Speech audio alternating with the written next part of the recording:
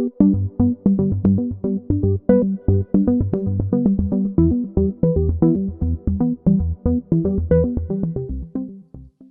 everyone, and welcome back to GroupM Services Advantage series. I hope that you found the videos to be interesting and thought-provoking. Last month, we spoke about identity and explored the many complex changes to which advertisers will be able to track, analyze, and target users. Data plays a huge role in this process, and as an industry, we find ourselves in a position where consumers no longer trust how their data is being collected or used. This brings us nicely to our next theme, data governance and ethics. Previously, Chris Jordan from Salesforce discussed the need for trust and a value exchange between brands and consumers, without which the rules and regulations around user consent, data usage, and portability will only become more restrictive.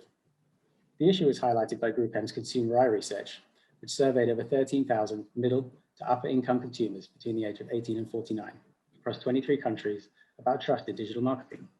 The results are telling. 4 out of 5 respondents said they're concerned about data privacy. 82% have taken some action to restrict the information companies collect about them, and only 18% believe that sharing their data will lead to an improvement in a product or a service. More importantly, 61% of people said they're less willing to buy or use a product or service if that company uses their personal data. A big concern around this is whether that personal data is used to target them with more ads that are often too intrusive. The fact of the matter is, we've done a less than stellar job at educating consumers about how their data is collected and used. Trust in data governance and ethics is at an all-time low. And this is backed up by the amount of change taking place to address the situation. The advertising industry is at a tipping point between a rising awareness of the problem, but lack of established solutions. Consumer awareness of these issues will increase as the number of data types and ad spaces that are impacted by data privacy issues simultaneously grow. And then in terms of data types, collection will become less transparent as we move from the relatively simple process of gaining permission from specific devices to a wider collection of data. And in terms of ad spaces, the growth of connected out-of-home advertising, for example, will increase the areas on which personalized ads can be delivered. This is going to affect all brands. Consumers will ask where every ad comes from. The question is not whether your brand should take a stand. The question is whether brands can afford not to. So in the coming weeks, we'll be exploring 3 key areas around data governance and ethics. Session 1 will cover data governance and data privacy, outlining what a data governance strategy consists of, how it affects consumers, and whether brands are taking this topic seriously enough. We'll discuss key areas of focus for clients along with common mistakes and the major barriers that exist.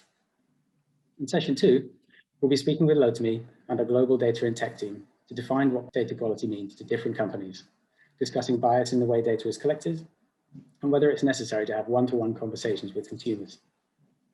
Our third session will then focus on data ethics, specifically the difference between the governance strategy and the ethical use of data, the challenge of ethics being subjective, and whether brands are prepared for the long-term investment required when using data in an ethical way. So let's kick off with today's session, where I'm joined by Nicola McCormick, Global General Counsel at GroupM, and Nikkola Doran, Global Privacy Program Director at GroupM. Thank you both so much for joining us, and thanks for your time today. No problem. Before we get started, can I ask you just to introduce yourselves, let us know a little bit more about what you do here. I mean, Global Legal Counsel is a fairly large role, I imagine, and keeps you busy. So it'll be good to know a bit more about what keeps you busy. Yeah, sure. So yes, Global General Counsel means my remit is pretty broad. So it started out perhaps with helping agencies with their relationships with their clients, their contracting, the questions that come up, through helping our teams and their relationships with vendors, how we negotiate our prices and our other advantages for clients with our vendor community. And then, really moving into things like the best governance for the business as a whole, of which data governance is just one aspect. And really, it was quite new to me when GDPR came into force, the whole concept of data governance and data privacy, but I had to learn very quickly what it meant for us and our business. And I set up, following that, the data privacy program for GroupM, which is now headed up by my colleague here, Nikky. Yes, so I look after the rollout of the global privacy program across GroupM, reporting into Nicola McCormick. I standardize and operationalize all of our processes to ensure that we comply with privacy regulations globally across GroupM and all of its agencies. Great. So yeah, two very big roles then. Well, thank you very much for coming on board today, and thanks for your time again. This is such a hot topic. Advertisers are looking for obviously new ways to reduce reliance on third-party data at the moment and do more with their own data, so first-party as well. And we receive questions every day regarding best practice around data laws. Obviously, GDPR, I think, is one of the most famous. Across APAC, there are different data laws taking shape, PDPA, certainly in Singapore and Thailand, and then others, like for example, in Vietnam. So with regards to these questions and how we can, I suppose, respond to them, how we can best discuss with clients, I think before we can go that far, we need to understand really what data governance is. And certainly for our clients, that's important from their perspective as well. So can you give us an idea? So what exactly is data governance and what makes it up in the first instance? Sure. I mean, data governance is a much broader term, I think, really than just pure data privacy, because it's looking at every aspect of the journey of data from its creation through its use and its retention and deletion. So we're looking at things like the source of data, you know, how is it collected, who's collecting it, you know, it's looking at things like the source of data and, you know, are we getting that from reputable companies? You know, are we working with partners that we feel proud to work with, or, you know, are we perhaps concerned about their methodologies for connecting data? You know, how are we using it? Are we keeping it secure in our own infrastructure? Are we making sure that we're not using too much data? You know, you talked already about data ethics, and that's a very strong and growing component of data governance. You know, the uses that we want to make of this data, you know, have we thought about them from the perspective of the consumer? Have we thought about that ethical lens for usage? And even going on to, you know, if data is leaving our ecosystem, if there is any kind of sharing of data, or if we're selling or licensing data to somebody else, are we confident that whoever that data is being sold to or given to is going to treat it in the right way as well? So it really is taking a completely holistic view of data in our hands, or that's touching our businesses. And data privacy obviously is a core component of that, but by no means the only component. Yeah, and that's a really good point around data privacy. These are questions which are asked of us all the time. And in fact, I received an email just today around, can we handle hashed first-party data or hashed identifiable data?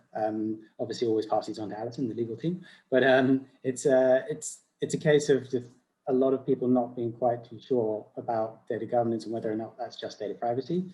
But I think the next question would be, is data governance and data privacy simply a case of being aware and adhering to regulations, or does it go beyond that? I think you've obviously mentioned the ethics side of things, and we'll talk about this again in session 3, but how far does it go beyond that?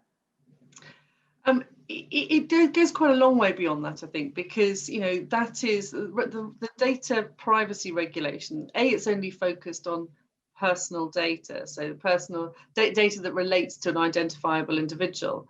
But really, I think how we see it is that even when we're dealing with aggregated data about consumers or data that has been de-identified or hashed, we still have to treat it with the same care. We have to make sure that there is a healthy respect for data in our ecosystem generally, because that's a mindset that we need to develop. We need to have that good sense of good governance for all data.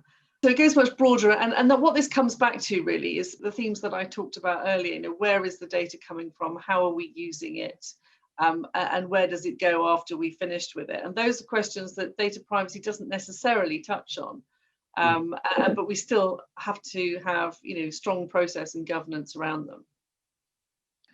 I suppose one of the areas which is affected by this and will be affected by the changes coming up with the cookies being deprecated is the fact that there'll be less data available in the first place, and it could be harder to use data. So if you actually adhere to the rules and put quite a strict governance process in place and an ethics process, then actually the data that perhaps even if it's legal to use, you shouldn't really use it, you know, in the eyes of the consumer, definitely not. And that value exchange or the confidence that consumers need from us as an industry is really, really important to make sure that we don't find ourselves in the same position in 5 or 10 years' time. So from your perspective, and given that obviously marketing effectiveness is a key driver for us as a business and also for our clients, how can we balance that need for marketing effectiveness, but then also the need for data privacy, but without restricting ourselves too much? Yeah, and part of the answer to that is, of course, the innovation that we're seeing in the businesses around us all the time, looking for new ways to harness clients' first-party data, looking to derive better insights out of clients' first-party data, and perhaps decreasing the reliance on third-party data, and in particular, third-party cookie-level data. But I think you could have a beautifully targeted, tightly honed in campaign delivering to exactly the audience that's in the brief. But if your data has come from sources that are unexpected, and if the people that are receiving that targeted advertising don't have the trust in your stewardship of data about them, then the advertising message is going to be lost and corrupted. I mean, you talked a lot in your introduction about trust and that's relationship with data. And I think that is absolutely key. Marketing effectiveness is innately tied up with the good stewardship of data and the element of trust, because it's only effective if they're getting messages from businesses that they trust to do good by them. And so I don't think you can divorce the two any longer.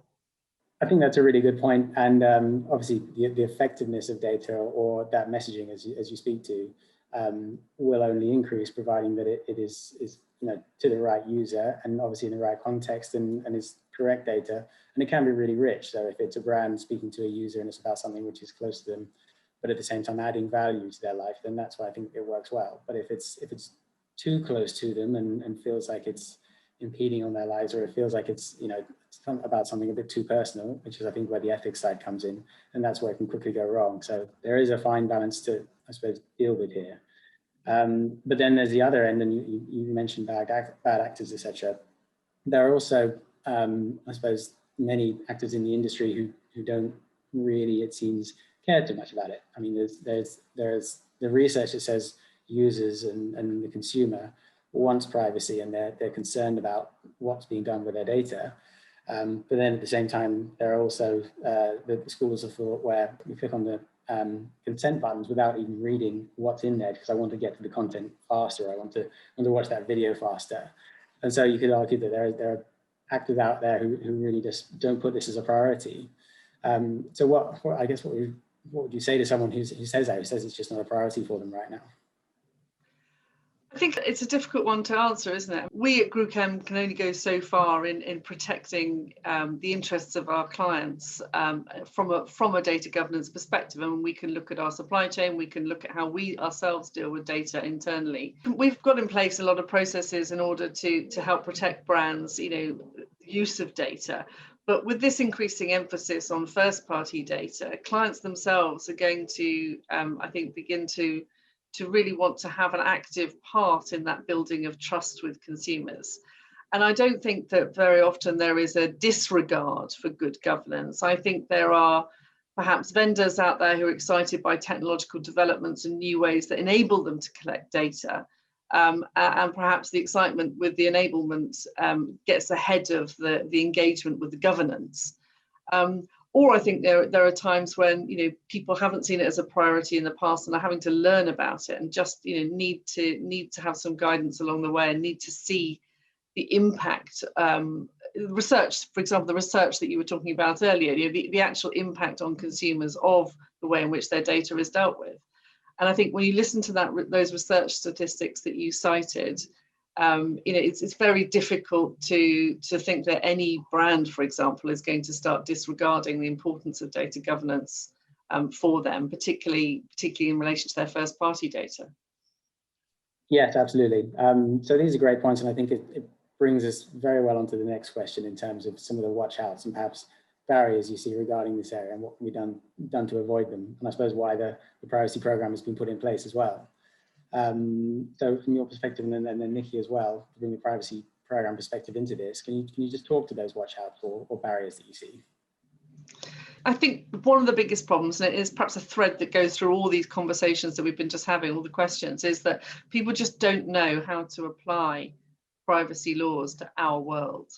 And making it easy for people to do good governance is really what the privacy program is about. And it's probably, I mean, Nikki can give you chapter and verse about it, but I'll get her to give you the sort of highlights of how we try to do that, translate difficult legislation into actionable items.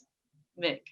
I think what we've done is we've built a privacy program on 4 pillars, which is education and awareness for our employees, vendor privacy risk management in terms of our supply chain and understanding what those risks are, and really making sure that we've got the correct processes in place to identify where those risks are and how we can mitigate those risks, I guess.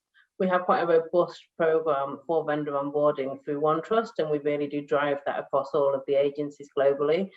We also embed privacy by design into the build and the tools and the technology that we create. We want to make sure that we're constantly thinking about privacy through this life cycle of those tools to really embed privacy by design into that. Privacy shouldn't just be a second thought, it should be at the forefront of the design of the tools that we create. And then we've also got privacy protection for our employees. We've got a robust HR process where we ensure that we're protecting the privacy of the individuals whose data we hold. That's really good to know for a start. But then also, I suppose it's quite hard to keep up to date with everything that's happening in the industry.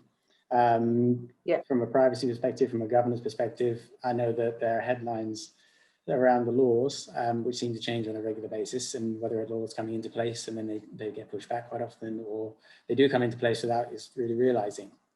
One of the main questions we get quite often is, whether or not our own platforms, such as Insights, adhere to all the data laws, and then the third parties that we work with. From your perspective and as the privacy program's perspective, what's the best way for everyone within the group to keep up to speed with everything that it does and the updates from there? I mean, perhaps even POVs from a legal perspective. Yeah, I mean, we've done quite a lot of work on creating this internal resource for our colleagues. We have built a privacy intranet. It talks about guidance to key products. We have a privacy program handbook where we talk about products that are used globally and the privacy implications of those and key considerations that you should take into account when you're dealing with certain data within certain products. We've also built guidance around what role we may play in relation to the data when we're using those products. And we've also got country-specific guidance for every country that we operate in on our legal intranet. So we've actually done quite a lot of work to ensure that our colleagues are aware of how we can handle data in a compliant manner within the products and services that we supply within those regions. Perfect. So the internet, etc., is that the best place to start when thinking about governance? I mean, this comes up in pitches a lot as well. Or what's the best, best starting point for? Well, I would say communication is key. Talk to us, let us answer the questions, let us be part of that pitch process, and then we can help you win that client. We can talk to our privacy program, we can talk about the key pillars and how effective that we have seen it. We have seen it be a key part of client conversations, and I think it works better when we are part of those conversations. Absolutely. And actually, we've had quite a lot of feedback recently that as a group, when speaking with clients, with one of which does have such a strong stance on this area, which is obviously great to hear, and good to hear that the hard work and I suppose governance around the area is paying off. As a final question, and maybe a crystal ball question, where do you think this topic is going to evolve to in the next 5 to 10 years? Obviously, consumer habits change all the time, and Nikkola, you mentioned earlier around new technologies. Everyone gets quite excited with a new toy, the shiny new toy that comes up, but don't necessarily regard the implications of how that toy can be used, etc. So it'd be good to have an insight and your insight into where we could be.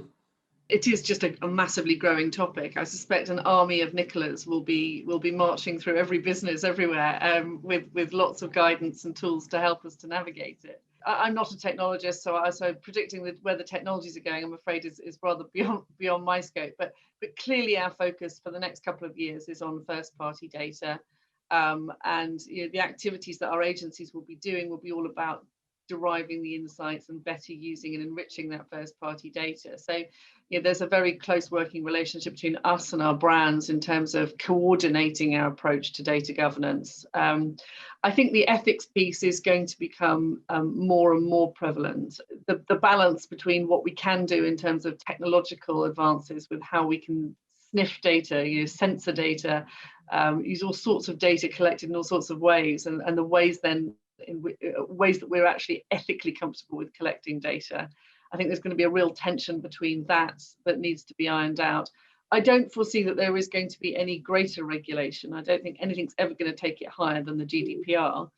There is going to be a bit more of a harmonisation, I think, on around key tenets of GDPR in many markets, and we see that in markets like Thailand, who got a lot of common themes with GDPR, and others across Latin America.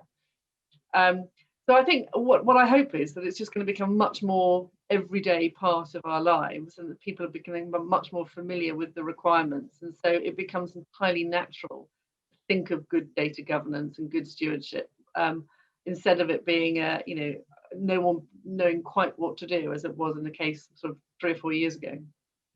Yeah, absolutely. So it becomes second nature, so to speak. So it's almost a habit to us. Yeah. Nikki, from your perspective, do you agree with that? Where are we going to be in 5 years' time? And I suppose to add to that, do you see any specific opportunities that maybe we're missing as a group, or that agencies can take up now? No, I think Nicola's right. I think that's the way it's going to go. I think we should it will become second nature to us to be able to sort of embed this impact in our practices. Like how information security is, privacy will become as a core part of how we consider everything that we deliver. I think that what you may see is more specific guidance on new emerging technologies. So we've already seen that in Europe with artificial intelligence guidance and facial recognition guidance coming out. And I think that there may be trends in that respect. I think you've seen that across APAC with cybersecurity laws sort of are getting more traction. And I think that eventually you will see a more harmonized approach to global privacy regulations. And I'd quite like to add to that, actually, Chris, if I may. I mean, I think, touching on a point that you'd made earlier, this is coming up more and more in pitches, and the more that we can make our agencies aware of the great work that Nikki and her team are doing, and how we've embedded privacy into all our products like Insights. I mean, I think this can be a sales, this can be part of our sell to clients, that we do have a really strong program around data governance, and we're proud of it, and we're joined up globally. And I think that's, the more that our agencies can understand exactly what we're doing in this space, the more they can articulate that to our clients, and I think they'll be equally, reassured and buy into that too.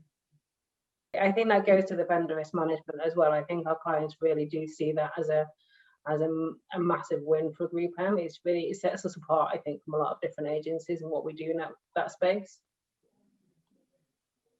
Yeah, and I completely agree. And something you said just now, Nikki, actually, in terms of the legislation reaching out to new technologies such as AI, etc., and facial recognition. Obviously, these are becoming more popular. We have digital out of home, which can use facial recognition. Being able to, I suppose, have the foresight or advise clients on that is a really great opportunity for us as a group to be seen as thought leaders, and likewise for clients to become closer to us as they trust, in the advice we're giving them. So it's been really interesting to hear your points of view. Thank you very, very much for your time again. So with that, the next sessions that we're going to be talking about, session 2, will cover data quality, which I think is a good segue from the governance sector. Chris Jordan of Salesforce talked about the need for data quality in our first session, and the fact that if you use bad data, it's actually worse.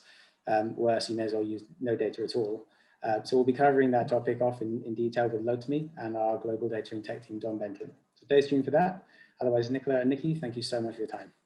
Thank you. Thank you.